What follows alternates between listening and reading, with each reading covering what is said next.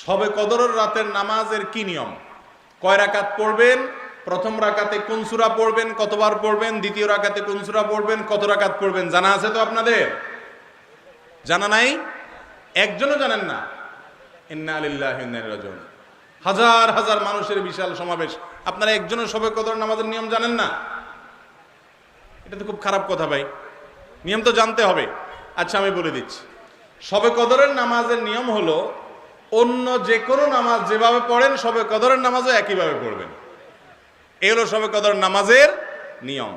এমন কোনো কথা নাই যে শবে কদরের নামাজে প্রথম রাকাতে সূরা ফাতিহার পর অমুক সূরা এতবার পড়তে হবে, দ্বিতীয় রাকাতে ততবার পড়তে হবে, এরকম কোনো কথা কোরআন হাদিসে, এগুলা মন গড়া বিভিন্ন সিস্টেম, বিভিন্ন পদ্ধতির কথা, বিভিন্ন আপনার বাজারে নামাজ শিক্ষার বই নামে অনেক বই আছে, সব বই না, কিছু কিছু বই আছে, এইসব বইতে শবে কদরের নামাজ এত রাকাত, প্রথম রাকাতের এই নিয়ম, দ্বিতীয় রাকাতের ওই নিয়ম, এরকম বিভিন্ন কথা বলা আছে। এগুলো সব ভিত্তিহীন, মন গড়া, এগুলো কোরআন হাদিসে নাই। কোরআন হাদিসে লাইলাতুল কদরে অন্য রাতের মতো আপনি নামাজ পড়বেন, একটু লম্বা সময় নিয়ে পড়বেন।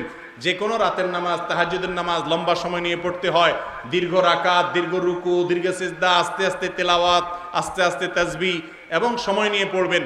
দুই রাকাত করে পড়বেন, যে কোনো সূরা দিয়ে পড়তে পারেন, একবার পড়বেন না দুইবার পড়বেন, সূরা ফাতিহার পরে সূরা, এটা আপনার ব্যাপার, কোনো সূরা নির্ধারিত না। আপনি লাইলাতুল কদরের একটা জিনিস নির্ধারিত, সেটা হলো একটা দোয়া হাদিসে বর্ণিত হয়েছে, আম্মা জানা আয়েশা রাদিয়াল্লাহু তাআলা আনহাকে নবী করিম সাল্লাল্লাহু আলাইহি সাল্লাম শিক্ষা দিয়েছেন, তুমি যদি লাইলাতুল কদর পাও তাহলে দোয়া করবা। কি দোয়া? আল্লাহুম্মা ইন্নাকা আফুউন তুহিব্বুল আফওয়া ফাআফু আন্নী। আল্লাহ আপনি ক্ষমাশীল, ক্ষমা করতে ভালোবাসেন, অতএব আমাকে ক্ষমা করে দেন। ক্ষমা করতে ভালোবাসেন, অতএব আমাকে ক্ষমা করে দেন।